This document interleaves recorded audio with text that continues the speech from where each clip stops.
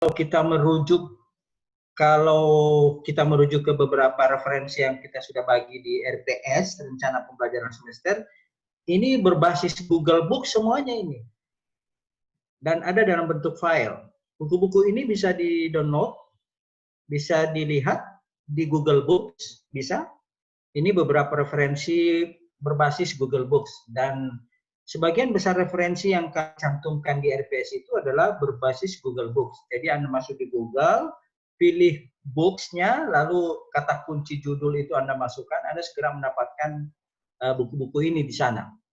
Jadi kalau ada di perpustakaan lebih bagus, tapi sepanjang ada perpustakaan digital yang online ya lebih bagus lagi. Ini buku ini tersedia di Google Books, nanti dicoba. Nah, pendidikan Islam di masa kenabian dan Khulafaur Rasyidin. Jadi secara singkat sebenarnya kita akan mempelajari sejarah pendidikan Islam pada masa Nabi Muhammad itu.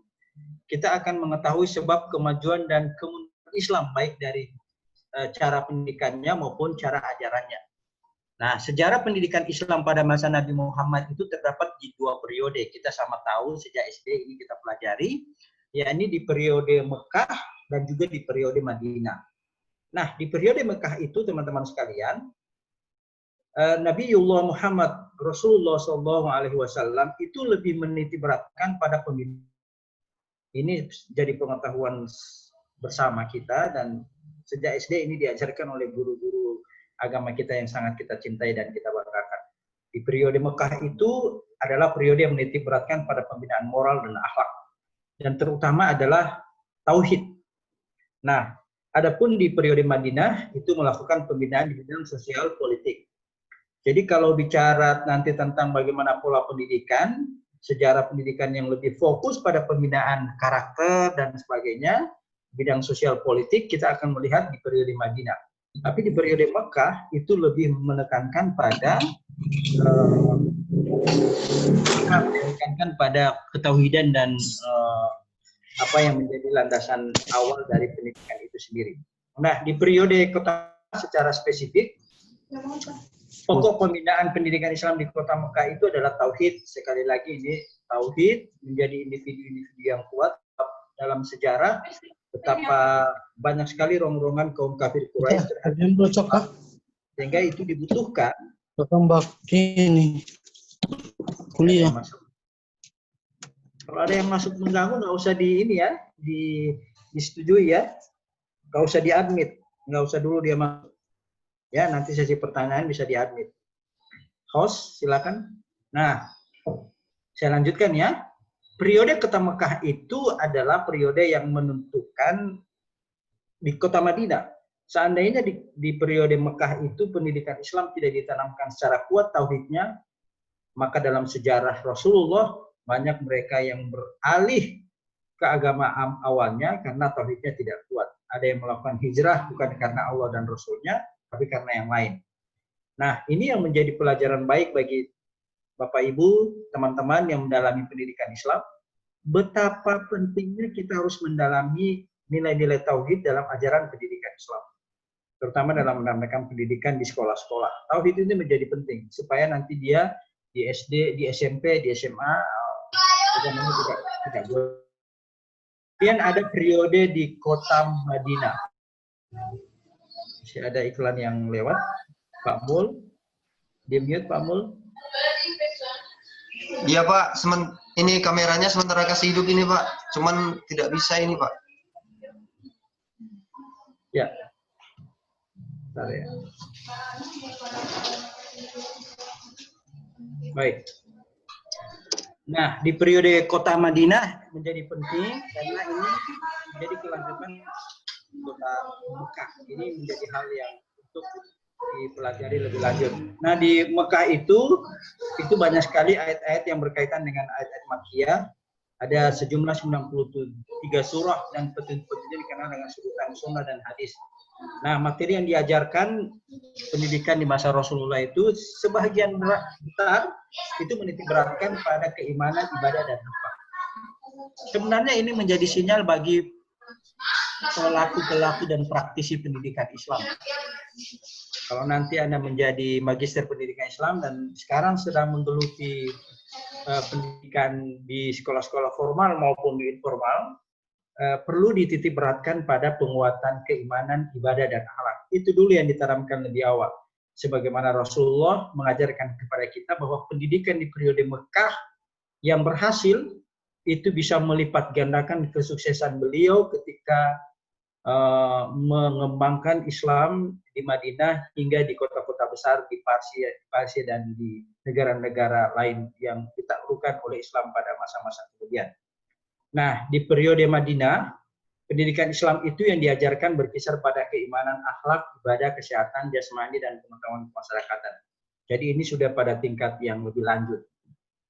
Tapi jauh lebih penting, kalau kita belajar dari pola pendidikan Islam di masa Rasulullah antara Mekah dan Madinah, sebenarnya isyaratnya adalah, dengan kata lain, Rasulullah ingin memberikan isyarat, kalau you ingin memberikan pendidikan terbaik bagi generasi ini adalah tanamkanlah tauhid, ajarkanlah ibadah yang baik kepadanya, dan berikan dia contoh teladan tentang akhlak yang baik. Insya Allah dengan 3 aspek ini ke depannya dia tidak goyah dalam menata kehidupan dan menjalani masa-masa sulit, terutama masa remaja dan masa dewasa nanti. Nah, bagaimana di periode masa Khulafaur Rasyidin? Khulafaur Rasyidin itu tidak banyak berubah. Kalau pada masa Abu Bakar Siddiq seperti pada masa Nabi, karena begitu dekatnya Abu Bakar Siddiq dengan Rasulullah dari segi materi maupun lembaga pendidikannya. Jadi dari segi materi pendidikan Islam itu terdiri dari pendidikan tauhid, masih melanjutkan tradisi yang dilanjutkan oleh Nabi, akhlak, ibadah, kesehatan, dan lainnya. Nah, menurut Syalabi, lembaga untuk belajar membaca menulis ini disebut dengan kutab. Ada kutab-kutab. Kemudian merupakan lembaga pendidikan yang bentuk setelah masjid. Selanjutnya, Sama Hasan Fahmi mengatakan bahwa kutab itu didirikan oleh orang-orang Arab pada masa Abu Bakar dan pusat pembelajaran pada masa ini adalah di Madinah. Sedangkan yang bertindak sebagai tenaga pendidik adalah para sahabat Rasul yang terdekat. Dulu namanya kutab. Kalau di masa Rasulullah itu Darul Arqam. Kita mengenal dengan pertemuan-pertemuan yang dilakukan oleh Rasulullah dalam membina pendidikan yang berbasis tauhid. Nah, lembaga pendidikan Islam masjid itu masjid dijadikan sebagai basis pertahanan rohani, tempat pertemuan, dan lembaga pendidikan Islam sebagai tempat-tempat berjamaah membaca Al-Quran dan lain sebagainya.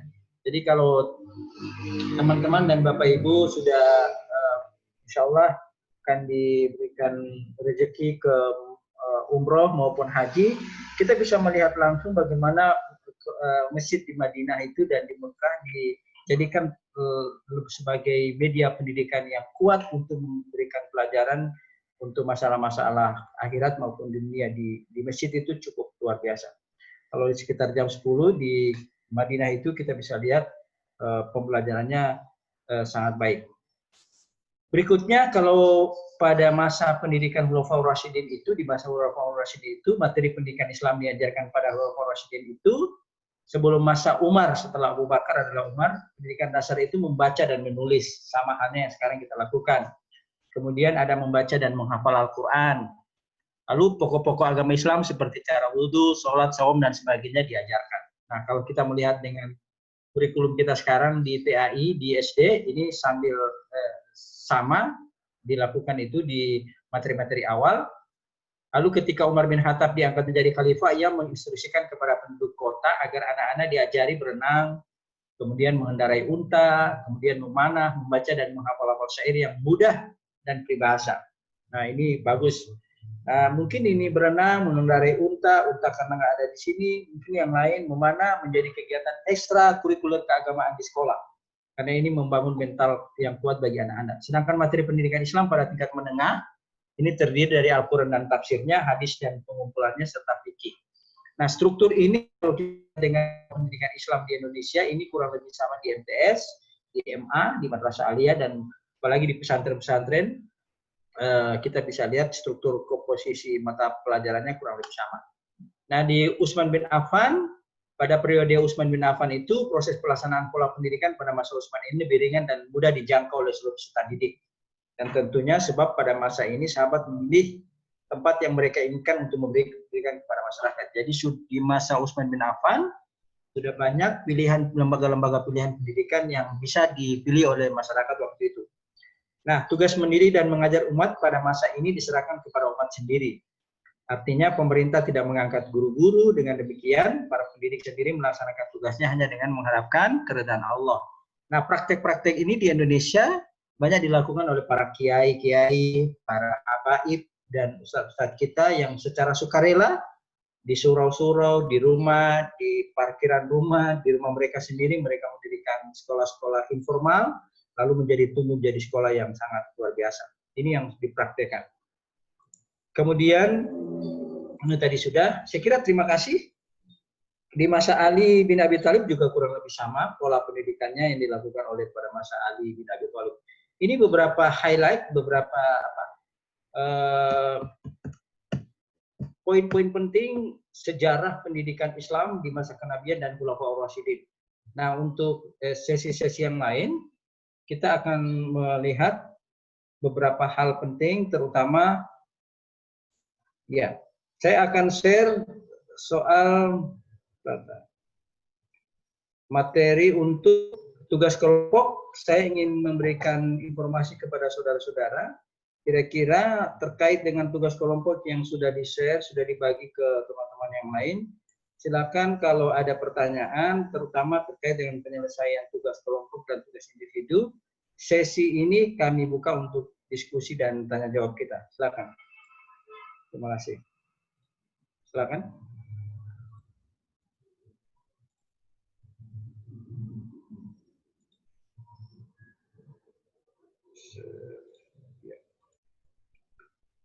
Nah, ini tentang tugas. Ya. Ini rencana tugas mahasiswa. Ini tugas untuk penulisan artikel ilmiah, ya. Ini artikelnya. Mudah-mudahan Anda sudah membaca RPS ini, tugas ini. Nah, yang mengiring RPS di Google Class kita, ini baru satu orang yang mengirim judulnya.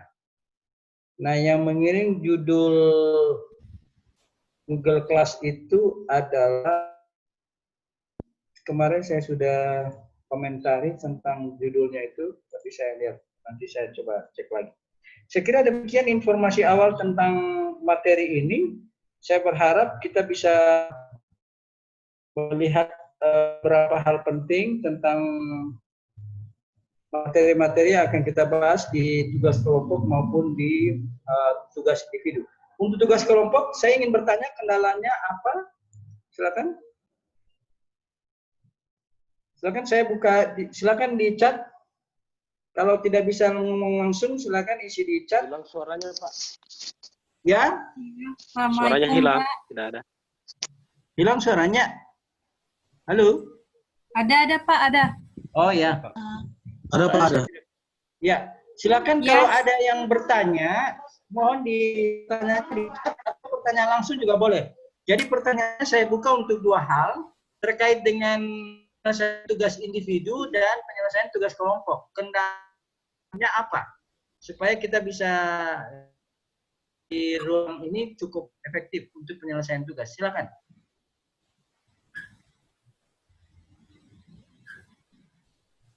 Untuk tugas kelompok bagaimana?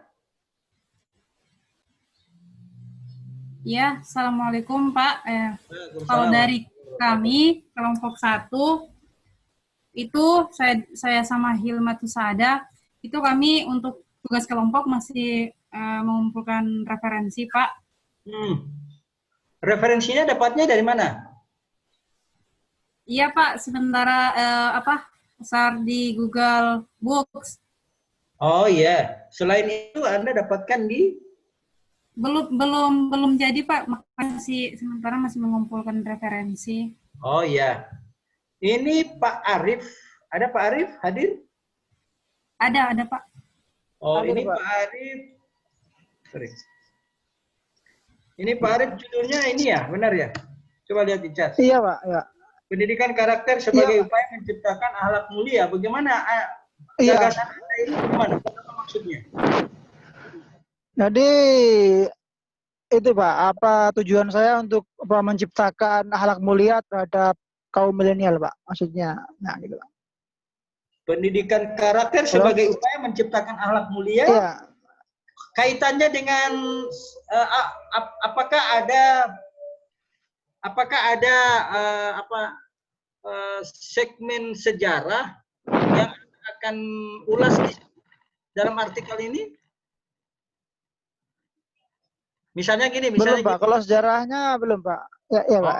Ya Pak. Ya itu dia. Supaya artikel ini Ya, dikonek dengan mata kuliah ini begitu. Oh ya Pak. Nah, Siapa? jadi saya sarankan Pak Arif, kalau nanti membahas artikel ini, temukan dalam bentang sejarah pendidikan Islam, baik dari masa Rasulullah sampai di Indonesia, adakah pendidikan karakter itu dapat menciptakan akhlak mulia? Pernah terjadi di periode masanya siapa? Bani Umayyah, Abbasiyah, atau Bani Saljuk? Itu yang akan dideteksi agar ada relevansi artikel ini dengan mata kuliah. Ya, di situ keunggulan nanti artikel. Oh iya Pak. Sehingga itu saya tanya, konstruksi idenya ini dari mana maksudnya? Bisa cerita nggak idenya? Oh itu artikel waktu semester itu Pak, 2 Pak. Waktu pelajarannya Pak Arif. Pendidikan karakter Pak, psikologi kan dulu. Saya rubah jadi. Iya. Iya Pak. Oh iya, boleh. Tapi saya sarankan kamu telusuri pada sejarahnya siapa karakter itu bisa membentuk. Ya, itu yang menjadi catatan saya. Baik. Yang lain silakan. Oh, ya. Baik, terima kasih. Pak, izin tanya Pak, saya Pak. Ya. Nama Ahmad Fauzi. Silakan Pak Ahmad. Ini Pak untuk artikelnya, artinya kan tadi kata Bapak dari ya yang sesuai dengan sejarah apa yang ada di kurikulum Bapak ya Pak ini Pak. Tapi misalkan saya ngambil yang pendidikan Islam, maksudnya sejarah. Contoh saya mau ambil Ahmad ibn Fadl. Ahmad ibn Fadl kan yang menaklukkan bangsa Viking kalau nggak ya Pak. Ya. Nah itu kan masih boleh nggak Pak? Kalau nggak salah sih Ahmad ibn Fadl itu ya menurut saya nggak ada di salah satu di ini Pak, dari zaman kalau nggak salah zaman siapa ya? Saljuk kalau nggak salah Pak. Saljuk.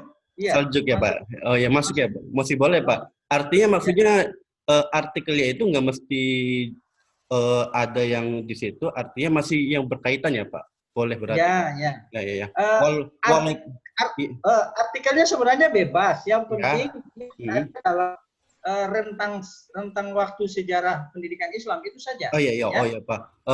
Walaupun ini ya Pak, walaupun pemeran artinya maksudnya masih yang diceritakan itu di luar di luar sejarah yang Bapak tadi ini, tapi masih pada zaman itu boleh ya Pak. Betul. Oh ya.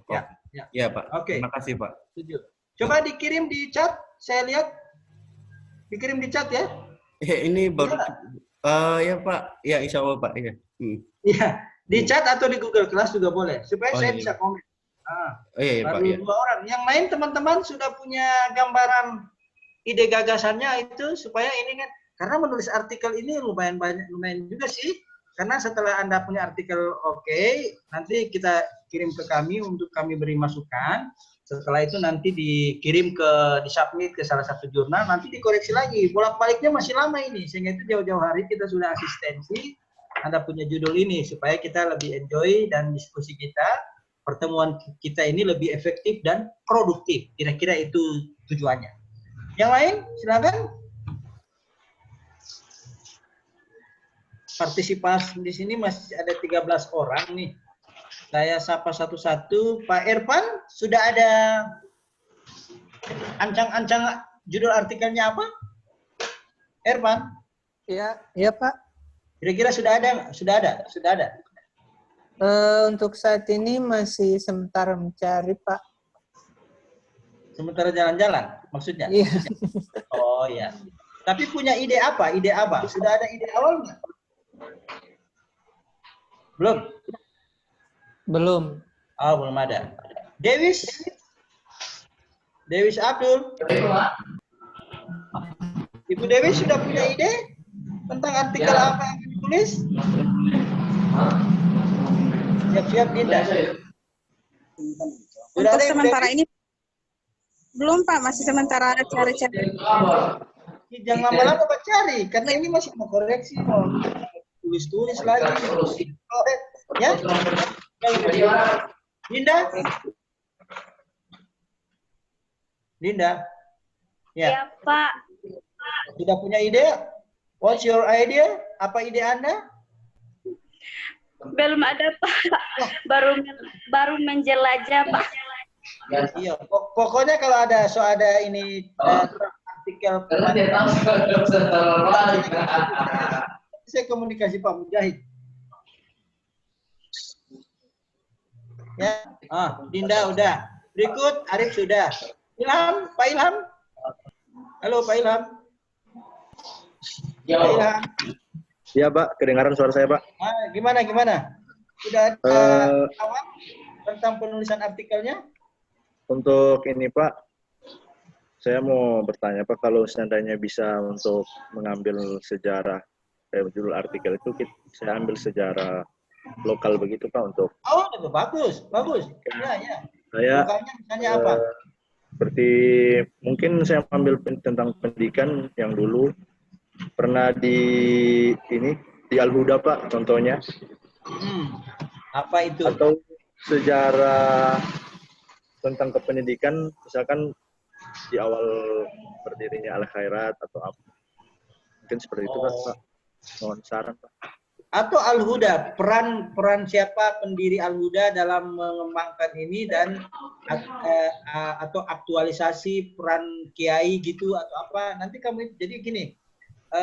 Kamu Ilham coba lihat bagaimana sejarah berdirinya Al-Huda, lalu kamu coba reaktualisasikan pada zaman sekarang ini bagaimana?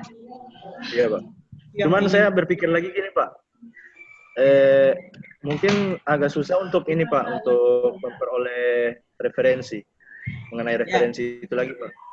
Oh iya, justru itu bagus Ilham.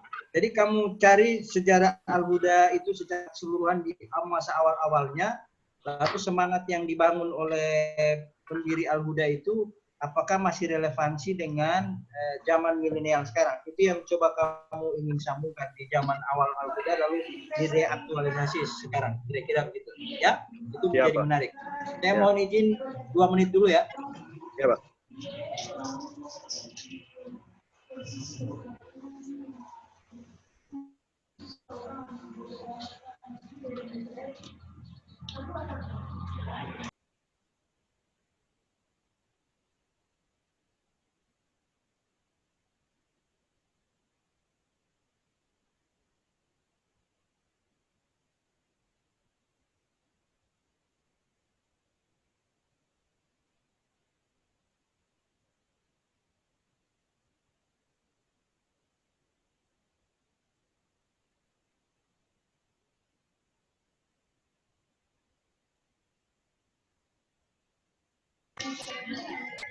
Halo, cek Pak Ilham.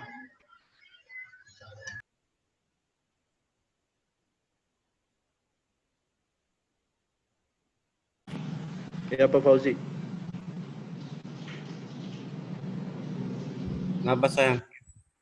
Ente kalau WA resmi banget bahasanya. Oh, auto itu. Kamu Pak Fauzi. Oh auto. Iya. WA bisnis ya? Ya.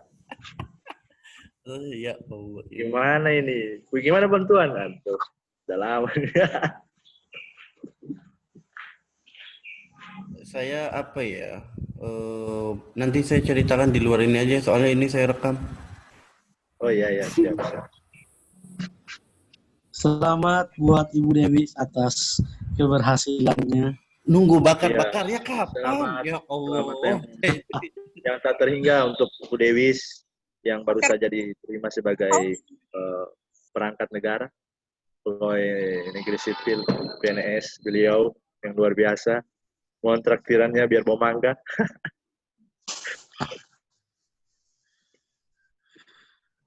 Ada. Kapan nih? Daun mangga. Itu sudah langsung lulus itu ya?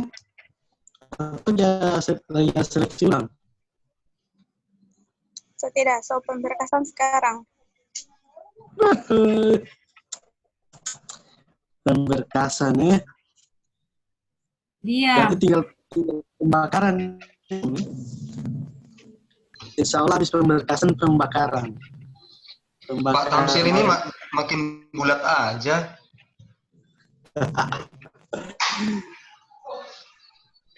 Songkonya yang bulat kan, songkok kan.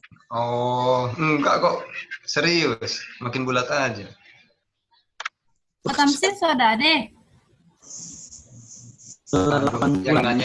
Yang nanya ini, aduh, susah menjelaskan.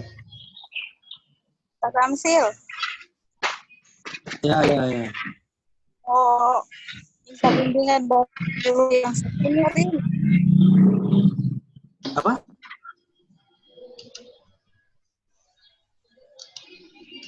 Bimbingan apa? Bimbingan Baik, dari kita penyuluh lanjut langsung. Ya, kita lanjutkan. Siapa? Ya, Baik, tadi ada Pak. orang tua. Ya. Oke. Ilham, alhamdulillah bisa Ilham. Sekarang Halimah. Halimah, silakan Halimah. Halimah. Halo Halimah. Halimah. Sekarang Halimah, apa ide awal untuk penulisan artikelnya? Itu pertanyaan saya. Kalau untuk idenya Pak, sekarang akan saya coba sesuaikan dengan judul kelompok itu tentang jenis. Masih belum menemukan judul yang tepat Pak. Masih mau dicari Pak. Sudah. Oke, berikut. Pak Abdul Haris. Pak Abdul Haris, dulu Pak Abdul Haris. Ya. Hadir Pak, hadir. Apa ide awalnya Pak Haris? Supaya nanti kita diskusikan, saya beri masukan. Apa kira-kira? Ide nanti akan saya akan menulis ini Pak. Saya tertarik dengan ini. Bisa nggak ini Pak? Kayak si Pak Ahmad Fauzi tadi kan dapat itu. Pak Abdul Haris? Ada ide apa Pak Haris? Itu Pak, saya agak tertarik tadi dengan masalah akhlak, kemudian masalah relevansi tadi dengan jadi tadi sempat muncul ide saya ingin melihat masih relevan tidak, kan biasa ada kitab pelajaran akhlak itu dulu kitab klasik Pak. Nah saya ingin masih relevan tidak kitab klasik itu dipelajari saat ini. Contohnya kitab Ta'limul Muta'alim. Ini kan sangat populer. Ya, Ta'limul Muta'alim. Bahkan banyak yang menerjemahkan. Nah, saya mau melihat kira-kira di zaman sekarang ini kitab itu masih relevan tidak kalau dipelajari untuk Oke. Ya. Dalam pendidikan akhlak. Baik. Jadi Pak Haris, Pak Ilham dengan Pak Ahmad yang sudah ada ide-idenya, coba dicoret-coret saja pokok-pokok pikirannya, di-share di Google Class ya. Nanti saya beri masukan untuk penyelesaian dan perampungannya. Kalau ada beberapa referensi yang saya bisa bantu, saya kirim link referensinya. Baik, makasih Pak Haris. Terima kasih. Syukron. Aulia. Silakan Aulia. Iya, Pak. Sudah ada ide Aulia? Ya, saya Pak, rencananya tesis saya mau alihkan ke artikel, Pak. Bukan, ini jangan tesis dulu. Kita buka tugas individu dulu ya untuk penulisan artikel untuk mata kuliah ini. Apa? Belum ada? Belum, Pak. Oh ya, baik, nggak apa-apa. Tri Rahayu? Rahayu? Ayo Rahayu, silakan. Ayo Sri Rahayu. Sudah ada ide? Ada Pak, tapi masih ada mengenai ini pendidikan tauhid yang tadi Bapak jelaskan di masa Khalifah Rasyidin. apa bisa dibuat artikel untuk maksudnya hubungannya dengan pendidikan yang sekarang kan tetap berkaitan maksudnya tetap ada pendidikan tauhid itu Pak. Kira-kira bagaimana Pak kalau boleh, dia tulis dulu, nanti mau dia mau baca. Saya beri masukan nanti ya. Iya Pak. Nah, jangan takut untuk menulis ya. Next. Pak Irfan, kedua lo Pak Irfan. Pak Irfan Gani. Halo. Anybody home? Toilet Pak kali Pak. Oh, kayaknya di toilet ya. Oh, nggak ada. Baik. Oke. Ini Pak Arif, judul artikelnya. Ada. Oh ya, silakan Pak Irfan. Ya. Ada ide awal untuk penulisan artikel Pak Irfan? Kedua lo Pak. Ya Pak. Kayaknya saya agak sama dengan, tapi mungkin tidak sama dengan Pak Arif. Saya lebih ini ke pendidikan karakter Pak. Oh, jelas. Pan, ini kan pendidikan karakter ini kan merupakan jiwa Islam itu sendiri. Oleh jadi saya lebih banyak lihat itu. Kebetulan juga artikel tesis saya ke sana Pak. Oh, baik. Saya berharap artikel yang Anda tulis ini mendukung penyelesaian tesis Anda lebih bagus juga. Ya. Tapi kalau untuk sekedar untuk penyelesaian mata kuliah juga oke, nggak apa-apa. Terima kasih Pak Irfan. Pak Mul, makasih Pak Irfan. Pak Mul, halo Pak Mul. Halo, assalamualaikum Pak. Pak Mul. Ya Pak. Untuk artikel pada mata kuliah sejarah sosial pendidikan Islam ini Pak, saya coba untuk mengaitkan dengan proposal saya yang kemarin. Proposal saya kemarin kan judulnya konstruk model pembelajaran konstruk model pembelajaran PAI bagi anak berkebutuhan khusus. Itu adalah proposal saya kemarin. Saya coba akan mencari informasi atau literasi terkait dengan sejarah di masa Rasulullah terkait dengan pendidikan difabel ini Pak. Kan salah satunya ada yang kita kenal Abdullah bin Umi Maktum, seorang tunanetra yang hidup di masa Rasulullah. Ya. Dan saya coba mencari sumber literasi yang berkaitan dengan sejarah sosial, karena ini berkaitan dengan sosial yang pendidikan Islam juga. Yang berkaitan dengan ABK ini Pak. Good idea. Ya. Bagus Pak Mul, ayo tulis ya segera Pak Mul, apapun tulisannya akan kami hargai, kita diskusikan untuk pengembangan selanjutnya. Pak Arif, pendidikan karakter sebagai upaya menciptakan akhlak mulia perspektif Sultan Muhammad Al-Fatih. Luar biasa. Pak Irfan saya usulkan tapi Pak Irfan kayaknya relevan dengan penyelesaian tesisnya ya. Saya itu terpikir ada film pendek tentang Syekh Al-Jufri. Sudah lihat filmnya Pak Irfan? Film apa itu Pak? Pendiri Al-Qaeda. Habib Idrus Pak. Ya, Habib Idrus Al-Jufri. Oke. Ada film dokumenternya Pak, film pendeknya Pak. Ini Ahmad Ibnu Fadlun, penuntun kejayaan bangsa Viking di Eropa Utara. Ini Ahmad Fauji. Ini judul artikelnya Ahmad Ibnu Fauji. Ini apa ini? Yang dicat? Iya Pak. Ibnu Fadl. Ahmad Ibnu Fadl itu tokohnya Pak. Oh tokohnya. Tokohnya, iya. Nah kalau saya Ahmad Fauzi Pak nama saya. Ya benar. Maksudnya ini nanti judul artikelnya ini seperti ini. Insya Allah Pak mungkin artinya kan nanti kalau di submitnya agak perubahan kan iya bisa aja betul, Pak. Betul. Tapi saya mau berusaha menulis tentang Ahmad Ibnu Fadl karena saya dari dulu tertarik sama beliau Pak. Iya. Ahmad Fatih menarik itu. Saya tertarik ini bagus. Iya, perspektif Ahmad Fatih. Oke, terutama dia Ibnu Fadl Pak bukan Al-Fatih. Oh, Ahmad Fadl. Bukan Ahmad Fatih ya? Iya, kalau Ahmad Ibn Fadl kan menaklukkan Bulgaria kalau nggak salah Pak. Iya. Iya. Benar. Ini menarik, luar biasa Pak. Baik teman-teman, Bapak Ibu, cukup Ya Pak.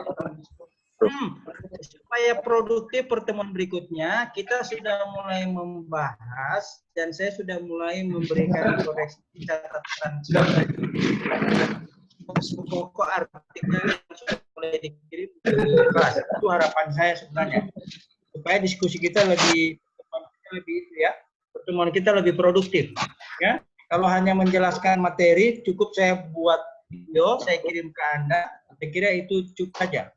Tapi kalau soal diskusi begini kan kita perlu dia secara dialogis supaya kita lebih memahami itu lebih dalam lagi. Demikian pertemuan kita. 5 menit lagi. Ada pertanyaan, ada harapan? Silakan Bapak Ibu. Auli. Jika tidak ada pertanyaan, kita akhiri saja ya. Lupa absen di Google Class. Kalau yang nggak sempat, tolong diambilkan saja oleh teman-teman yang lain sebagai bukti kami untuk nanti kita koneksikan ke absensia. Saya kira demikian. Terima kasih Bapak Ibu sudah ketemu hari ini di siang bolong ini di saat waktu istirahat yang terbaik. Malah kita kuliah tapi nggak apa-apa. Terima kasih. Mohon maaf lahir batin. Wabillahi taufiq wal hidayah. Wassalamualaikum warahmatullahi wabarakatuh. Waalaikumsalam warahmatullahi wabarakatuh.